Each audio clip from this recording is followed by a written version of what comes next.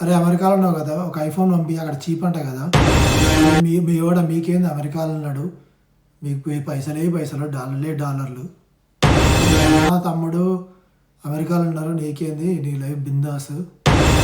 అమెరికాలో ఉన్నాడు, మీకు పోయేది ఏముంది అని చెప్పి రిలేటివ్స్ ఇంకా కొన్ని అడిషనల్ క్వశ్చన్స్ కూడా అడుగుతుంటారు. మీ వాడు పోయి ఇన్నేళ్ళు అయింది, ఇంకా గ్రీన్ కార్డ్ రాలేదా? మాకు సంబంధించిన రీసెంట్ టైంలో పోయింది, మనకి గ్రీన్ కార్డ్ వచ్చిందంట. మీ వాడు ఏదో తప్పు చేసి ఉంటాడు, అందుకే ఇంతవరకు గ్రీన్ కార్డ్ రానట్టుంది. ఇవన్నీ బాగా వినుంటారు కదా. సో మన ఫ్యామిలీ సర్కిల్లో అసలు రియాలిటీలో ఇక్కడ జరిగేది వేరు, అక్కడ ఇండియాలో ఊహించుకునేది వేరు. బేసిక్గా ఇక్కడ ఉన్న వాళ్ళందరూ డాలర్ల మీద డాలర్లు సంపాదిస్తారు అని చెప్పేసి అనుకుంటారు, కానీ రియాలిటీలో వాళ్ళకి ఎంత మిగులుతాయి అనేది ఈ వీడియోలో క్లియర్ చెప్తా. Stay tuned. సో యూఎస్లో ఉన్నారంటే బై డిఫాల్ట్ అందరూ అడిగే థింగ్, యూఎస్లో ఉన్నావా, డాలర్ సంపాదిస్తున్నావా, సెటిల్ అయిపోయినావా అని చెప్పేసి క్వశ్చన్ అడుగుతారు. వాళ్ళు మన ఫోన్లలో వాట్సాప్ స్టేటస్లో, లేకపోతే ఫేస్బుక్లోనో ఇన్స్టాగ్రామ్లో ఇమేజ్లు లైక్ ఇల్లులవో, లేకపోతే ఫోటోలో, లేకపోతే ఇల్లు గృహప్రవేశాల మీడియాలో ఇవి చూసేసి అమెరికాలో ఉన్న వాళ్ళందరూ పిచ్చిగా సంపాదిస్తున్నారు, వాళ్ళు ఫుల్ ఎంజాయ్ చేస్తున్నారు అని చాలా ఫీలింగ్తో ఉంటారు. రియాలిటీలో అసలు మెజారిటీ ఆఫ్ ది వీసా హోల్డర్స్కి అసలు మనీ సేవింగ్స్ అనేవే జరగదు. సో ప్రాక్టికల్గా ఆలోచిస్తే ఎవరైతే పెళ్ళి చేసుకొని పిల్లలు లేకుండా సంపాదిస్తూ ఉన్నారో వాళ్ళకి మాత్రమే మనీ సేవింగ్స్ అవుతాయి, అంతేగాని వాళ్ళకు కూడా వీసా మెంటల్ ప్రెషర్లు ఇవన్నీ చాలా ఉంటాయి. బట్ వాళ్ళకి అట్లీస్ట్ కొంచెం మనీ పాయింట్ ఆఫ్ వ్యూలో అట్లీస్ట్ రీజనబుల్ సేవింగ్స్ ఉంటాయి. కానీ మిగతా ఎవరికి F1 స్టూడెంట్కి కానీ, పెళ్ళయి పిల్లలు ఉన్న వాళ్ళకి కానీ, లేదా పెళ్ళయి ఒకటే జాబ్ చేస్తున్న వాళ్ళకి కానీ, పెళ్ళయి ఇద్దరు జాబ్ చేస్తున్నా కూడా ఇద్దరు కిడ్స్ ఉండి డే కేర్కి వెళ్ళే పరిస్థితులు ఉంటే వాళ్ళకి కానీ, వీళ్ళు ఎవ్వరికి అసలు సేవింగ్సే అవ్వవు. యూఎస్లో శాలరీస్ గురించి విన్నప్పుడు అందరు వింటుంటారు 100K, 120K, 150K అని. ఓకే, బట్ అది వినడం మనకి బాగానే ఉంటుంది. అండ్ ఇండియాకి నుంచి శాలరీ ఎంత అని అడిగినప్పుడు మెజారిటీ ఆఫ్ ద పీపుల్, కొంతమంది ఏమో ప్రెస్టేజ్ కోసం ట్యాక్స్ అమౌంట్ని డిడక్ట్ చేయకుండా, వాళ్ళ ఖర్చులు ఏం డిడక్ట్ చేయకుండా 5 lakhs per month వస్తారని చెప్పేస్తారు. Okay, just for prestige. But రియాలిటీలో దానికి ట్యాక్సులు పోతాయి, దానిలో నుండి ఇలా ఖర్చులు పోయిన తర్వాత తిప్పి కొడితే లక్ష కూడా మిగిలవు. కానీ ఓవరాల్గా చెప్పడం మాత్రం ప్రెస్టేజ్ కోసం, ఆరు పెళ్లి సంబంధం ఏమైనా వచ్చినప్పుడు ఎంత శాలరీ వస్తుందంటే 5 లక్షలు నెలకి అని చెప్పేస్తారు. బట్ రియాలిటీలో అక్కడ ఏం మిగిలవు. ఇక్కడ ఉండే ఒక 100K వేసుకున్నా కూడా తిప్పి కొడితే ఒక 6,000 నుండి 8,000 డాలర్లు hardly per month after tax వస్తుంది. సో ఒక 7,000 డాలర్లు అనుకుంటే దానిలో రెంట్కే ఓ 2,000 పైన పోతుంది. ఇప్పుడున్న సిచ్యువేషన్లో ఈజీగా 2,000 పోతాయి. అంటే 7,000 నుంచి 5,000 మిగిలినాయి. దానిలోకించి car payment and car insurance అవి ఇప్పుడు వెరీ వెరీ ఎక్స్పెన్సివ్ ఉన్నాయి. సో వాటికి ఒక దగ్గర $800 పోతుంది. సో మిగిలిపోయిన అమౌంట్ ఎంత, 4,200. దానిలో current bill, current bill, internet, gas bill, ఆ బిల్లు ఈ బిల్లు అవన్నీ వేసుకుంటే లిటరలీ ఒక 7,800 పోతాయి. సో 4,200లో నుండి 3,400. అది కాకుండా మంత్లీ ఫుడ్. సో ఒక $1,000 వేసుకున్నా, వైఫ్ అండ్ హస్బెండ్ అనుకుంటే $1,000 వేసుకున్నా 3,000లోకి వచ్చేస్తుంది. దాని నుండి ఒక చిన్న ట్రిప్ వేసినా ఆర్ ఏం చేసినా ఇంకో 1,000 పోతుంది. అండ్ ఇవి కాకుండా మనకు తెలియని unknown things, unknown expenses continuous వస్తూనే ఉంటాయి.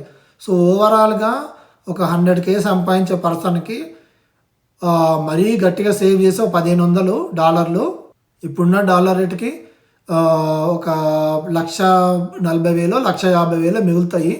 ఇవి కూడా చాలా కష్టపడి సేవింగ్స్ చేస్తాయి.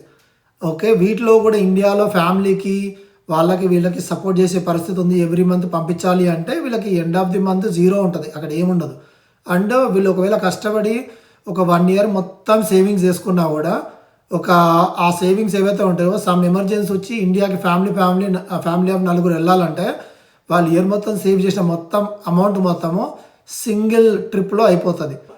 యూఎస్లో ఉన్న వాళ్ళు ఏదో సంపాదిస్తున్నారు, ఏదో చేస్తున్నారు అంటే అదొక పెద్ద myth. Majority of the people Americans ఎట్లయితే మంత్ టు మంత్ బతికేస్తున్నారో, ఇండియన్ క్రౌడ్ కూడా చాలామంది అదే మంత్ టు మంత్తోనే బతికేస్తున్నారు కరెంట్ ఉన్న సిచ్యువేషన్లో. సో ఇండియాలో ఉన్న వాళ్ళు ఎక్స్పెక్టేషన్స్ పెట్టుకొని ఏవో అనుకొని వీళ్ళు మాకు ఇవ్వట్లేదు, వాళ్ళు ఏదో సంపాదించుకుంటున్నారు కానీ మాకేమి ఇవ్వట్లేదు, వాళ్ళు ఇండియాకి రావట్లేదు చూడడానికి అనుకుంటారు. కానీ వీళ్ళకి ఇక్కడ వీసా ప్రాబ్లమ్స్, కరెంట్ ఉన్న సిచ్యువేషన్లో తెలుసు కదా, వీసాలు ఇంటర్వ్యూస్ క్యాన్సిల్ అయిపోయినాయి. అండ్ ఇండియా పోతే కాంట్రాక్ట్ జాబ్లో ఉంటే రివర్స్ వస్తారన్న గ్యారంటీ లేదు. అట్ ద సేమ్ టైం ఇక్కడ ఉన్నప్పుడు ఇండియాకి వెళ్ళినప్పుడు, ఇండియా విజిట్ కోసం వెళ్ళినప్పుడు ఇలా జాబ్ సడన్గా క్లోజ్ అయితే అవ్వచ్చు, ఏమన్నా జరగవచ్చు. అంటే వీళ్ళు ఇండియా పోవడానికి వాళ్ళకి ఇంట్రెస్ట్ లేక కాదు, వాళ్ళకి ఇంట్రెస్ట్ ఉంది పోవడానికి. కానీ వీళ్ళకున్న కంప్లీట్ అన్సర్టనిటీలో ఇక్కడ ఉండి సంపాదించి ఫ్యామిలీకి సపోర్ట్లు చేస్తేనే వీళ్ళకి వాళ్ళకి ఎవరికి సెట్ అవ్వట్లేదు, సేవింగ్స్ ఏం లేవు. అట్లాంటిది ఇండియాకి వెళ్ళి ఫ్యామిలీకి సపోర్ట్ చేయాలి, బతకాలంటే వాళ్ళకి చాలా కష్టం. కాబట్టి ఇండియాకి వెళ్ళి వాళ్ళు ఇండియాకి వెళ్ళిపోవాల్సి వస్తే అసలు ఫ్యామిలీకి ఒక్క రూపాయి కూడా సపోర్ట్ చేయలేని పరిస్థితిలో ఉంటారు. ఎందుకంటే వాళ్ళ ఎక్స్పెన్సెస్, వాళ్ళ సాలరీలు వాళ్ళ ఎక్స్పెన్సెస్కే సరిపోతాయి వాళ్ళ ఫ్యామిలీకి. సో ఆ మైండ్ సెట్లో కూడా చాలామంది ఇండియాకి రాకుండా ఉంటున్నారు. సో వాళ్ళు రావట్లేదు అంటే ఫ్యామిలీ అంటే ఇంట్రెస్ట్ లేదనో, పేరెంట్స్ అంటే ప్రేమ లేదనో ఇది కాదు. వాళ్ళకి ఇండియాకి వస్తే వాళ్ళ ఫ్యామిలీ బిస్కెట్ అయిపోతుంది, మనం స్టక్ అయిపోతే అనే ఉద్దేశంలో కూడా రానోళ్ళు ఎంతోమంది ఉన్నారు. అంటే అదొక బిగ్గెస్ట్ సాక్రిఫైస్ నా పర్స్పెక్టివ్లో. Rent, car insurance, health insurance, కార్కి gas, current bill, internet, trash bill, gas bill, ఒకవేళ ఇల్లు ఉంటే హెచ్ఓఏ బిల్లు మంత్లీ, అండ్ గడ్డి కట్ చేయడానికి బిల్లు, ఇవన్నీ తర్వాత మళ్ళీ మన పర్సనల్గా ఫుడ్ బిల్లు, కార్ బిల్లు, ఇట్లా రకరకాల థింగ్స్ ఉన్నాయి. పిల్లలుంటే డే కేర్ బిల్లు, డే కేర్కి టెక్సాస్లో $1,500 ఒక కిడ్కి. సో అట్లా ఆలోచిస్తే ఇద్దరు కిడ్స్ని డే కేర్లో పెడితే ఒక పర్సన్ చేసే శాలరీ మొత్తం ఎగిరిపోతుంది. సో ఇట్లాంటి రకరకాల ఎక్స్పెన్సెస్ ఉన్నాయి. మెజారిటీ ఆఫ్ ద పీపుల్ ఆ పర్టికులర్ ఎక్స్పెన్సెస్ గురించి అసలు డిస్కస్ చేయరు, మాట్లాడరు వీడియోస్లో. సో ఫార్ సేవింగ్స్ పరిస్థితి అది. ఇది కాకుండా వాళ్ళు యూఎస్లో ఉన్నందుకు వాళ్ళకు ఉండే అసలు మేజర్ టెన్షన్ ఏముంటుందంటే visa. So at least green card holder అయితే సేవింగ్స్ అవుతాయి అంటే అట్లీస్ట్ ఒప్పుకోవచ్చు, ఎందుకంటే ఇద్దరు పని చేయొచ్చు, అట్లీస్ట్ మినిమం సేవింగ్స్ చేసుకోవచ్చు. ఆ పర్టికులర్ పాయింట్ ఆఫ్ వ్యూలో పెద్ద ఇష్యూ లేదు. ఒక జాబ్ ఉన్నా ఇంకో జాబ్ వస్తుంది కాబట్టి ఇండియా ఫ్రీక్వెంట్గా ట్రావెల్ చేయాలన్నా, ఒకవేళ ఎమర్జెన్సీ ఉండి వెళ్ళాల్సి వచ్చినా కూడా వెళ్ళొచ్చు. బట్ H1, F1 స్టూడెంట్స్కి అసలు అవ్వదు, ఏమీ సేవింగ్స్ అవ్వవు. అండ్ H1లో ఉన్న గోల్ ఏంటంటే జాబ్ పోతే 60 days మెంటల్ ప్రెషర్, 60 daysలో నీకు కొత్త జాబ్ రావాలి, ట్రాన్స్ఫర్ అయిపోవాలి, అన్నీ జరగాలి. ఇల్లు కొనాలంటే వాళ్ళకి ఈ సంపాదిస్తున్నా కూడా ఒక అడ్జస్టెడ్ అపార్ట్మెంట్లో ఉండిపోయి వాళ్ళు ఎక్కడ ఇల్లు కొంటే H1 ఫియర్లో ఎక్కడ జాబ్ పడితే మళ్ళీ ఇల్లు పరిస్థితి ఏందో అని చెప్పి ఇక్కడ కొనకుండా అక్కడ కొనేసి, ఇండియాలో కొనేసి వీళ్ళేమో ఇక్కడ రెంట్కుంటారు. అక్కడ ఫ్యామిలీ హ్యాపీగా ఓన్ హౌస్లు ఉంటారు. ఎమర్జెన్సీకి ఖచ్చితంగా మనీ ఉండాలి. H1లో ఉంటే ఏ మాత్రం జాబ్ ఉన్నా ఆ రెంట్లు, ఆ ఖర్చులు అవన్నీ డీల్ చేయాలంటే at least 3 to 6 months of money savings వాళ్ళ అకౌంట్లో ఎప్పుడు ఉండాలి. సో అవి లేకపోతే ఎప్పుడు జాబ్ ఉన్నా వాళ్ళ పని అంతే ఘోరంగా అయిపోతుంది. ఓపీటీల దగ్గరకు వచ్చేసరికి ఇప్పుడున్న సిచ్యువేషన్లో ఓపీటీ వస్తుందో లేదో తెలియదు, స్టెమ్ ఎక్స్టెన్షన్ వస్తుందో లేదో తెలియదు, అసలు అవి 2 వచ్చినా జాబ్ వస్తుందో లేదో తెలియదు. ఆ జాబ్ వచ్చినా వీళ్ళకి వచ్చే శాలరీలు తక్కువ, శాలరీలు తక్కువతో మేనేజ్ చేద్దామన్నా కూడా వాళ్ళకు ఎంఎస్ చదివినందుకు బ్యాంకులోనే 50-60 లక్షలు ఉంటుంది. సో వీళ్ళ ఎంఎస్ టైం ఏదైతే ఉందో until they get married, okay, first 5 years of యూఎస్లో సంపాదించిన అమౌంట్ అంతా వీళ్ళ బ్యాంక్ లోన్లకే సరిపోతుంది, వీళ్ళ F1 స్టూడెంట్ లోన్ కట్టడానికే సరిపోతుంది.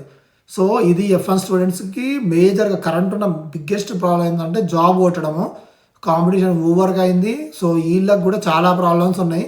కొంతమంది F1 స్టూడెంట్స్ ఏదో కార్లలో ట్రిప్పులు వేస్తూ ఇవి ఫోటోలు పెడుతుంటే వాళ్ళని చూసి వాళ్ళు ఎంజాయ్ చేస్తున్నారు అనుకుంటే తప్పు. అట్లాంటి ఎంజాయ్ చేస్తున్న పర్సంటేజ్ మేబీ less than 5% ఉంటుంది. But 95% of the people are struggling. So యూఎస్లో రియల్గా సంపాదించాలంటే ఖచ్చితంగా ఇద్దరు జాబ్ చేసి ఉండాలి, ఇద్దరు వైఫ్ అండ్ హస్బెండ్, అండ్ పిల్లలు లేకుండా ఉన్న వాళ్ళు మాత్రమే సంపాదించగలుగుతారు, సేవింగ్స్ చేయగలుగుతారు. Okay, once you have kids your expenses will go up. At the same time when you are bachelor and masters చదివి ఆ టైంలో ఉన్నప్పుడు నీ సంపాదించినంత నీ ఎంఎస్ కోసం తెచ్చుకున్న బ్యాంక్ లోన్స్ కట్టడానికి సరిపోతుంది.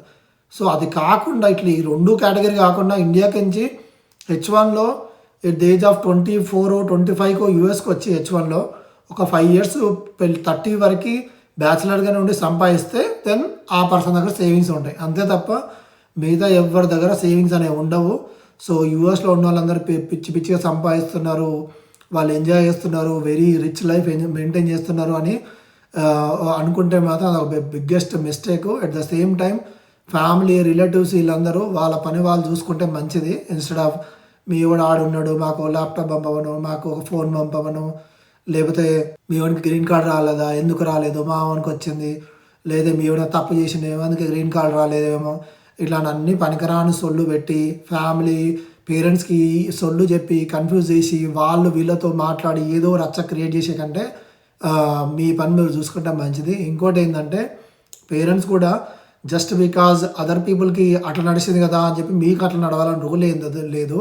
Every person different, every human being different, every person skill set different, every పర్సన్కి దొరికిన జాబ్ డిఫరెంట్, వాడి వెండర్ డిఫరెంట్, వాడికి ఇచ్చే బిల్డింగ్ డిఫరెంట్, అండ్ వాడు జాబ్ మార్కెట్కి వచ్చిన టైం డిఫరెంట్, అండ్ వాడు చదివిన ఎంఎస్ కాలేజ్ డిఫరెంట్, వాడు ఇండియాలో చదివిన స్కూల్ డిఫరెంట్. ఈ అన్ని డిఫరెంట్ ఉన్నప్పుడు ఒక ఇద్దరు పీపుల్ అమెరికాలో ఉన్న వాళ్ళు సేమ్ సంపాదిస్తారు, సేమ్ లైఫ్ ఉంటుందని ఎట్లా ఎక్స్పెక్ట్ చేస్తారు? సో పేరెంట్స్ కూడా ఇవన్నీ అర్థం చేసుకొని కంప్లీట్గా అవి అవాయిడ్ చేస్తే మంచిది. సో ఇది నేను చెప్పదలుచుకుంది. Thank you. See you in the next video.